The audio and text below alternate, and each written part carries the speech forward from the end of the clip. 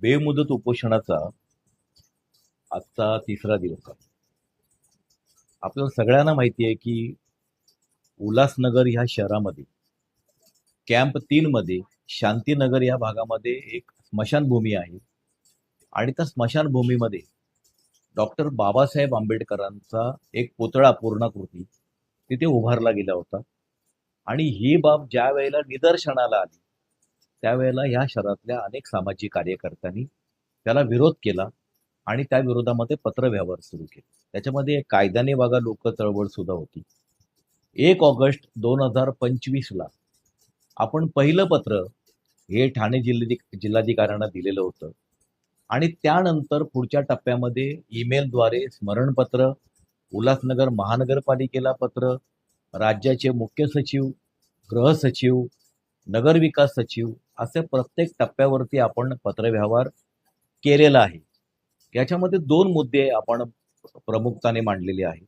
सगळ्यात पहिलं की स्मशानामध्ये बाबासाहेब आंबेडकरांचा पुतळा आणि कोणाच्या मर्जीने उभारला गेलेला आहे एक तर स्पष्ट झालं पाहिजे.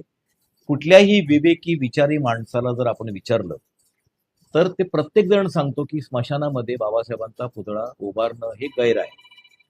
परंतु आपण जो पत्रव्यवहार केलाय तो केवळ त्या भावनिक मुद्द्यावर केलेला नाही. या राज्यामध्ये महाराष्ट्रामध्ये एक पुतळा धोरण लागू आहे. 2 मे 2017 रोजीचं सामान्य प्रशासन विभागाचा शासन निर्णय जारी आहे आणि त्याच्यामध्ये जिल्हा पातळीवरची एक पुतळा मंजुरी समिती असते आणि त्यांच्या मंजुरीशिवाय कुठलाही पुतळा राज्यामध्ये कुठेही उभारता येत नाही. याला सर्वोच्च न्यायालयाच्या निर्णयाची पार्श्वभूमी आहे. सर्वोच्च न्यायालयाने 2013 मध्ये स्पष्ट निर्देश दिलेले आहेत की कुठल्याही चौकांमध्ये, वाहतूक बेटांमध्ये आणि पब्लिक युटिलिटी प्लेसेस जे आहे, सार्वजनिक उपयोगांच्या जागा, इथे कोणतेही पुतळे उभारण्यात येऊ नये. सर्वोच्च न्यायालयाचा आदेश आहे, शासनाचा GR आहे. 6 मेला शासनाने आपला GR रिवाईज केलेला आहे आणि सांगितलंय की पोलीस प्रमुखांची ना हरकत असल्याशिवाय पुतळा उभारता येत नाही. इथे मुद्दे काय काय आहेत? एकतर हा जो पुतळा तिथे उभारला गेलेला आहे हा पुतळा सदोष आणि बेढप पुतळा आहे. हा कुठल्याही प्रकारचा त्याला आकार, उकार, चेहरेपट्टी बाबासाहेब आंबेडकरांची अशी नाही. हा पुतळा खरं म्हणजे बाबासाहेब आंबेडकरांचा पुतळा म्हणून नाकारला गेला पाहिजे.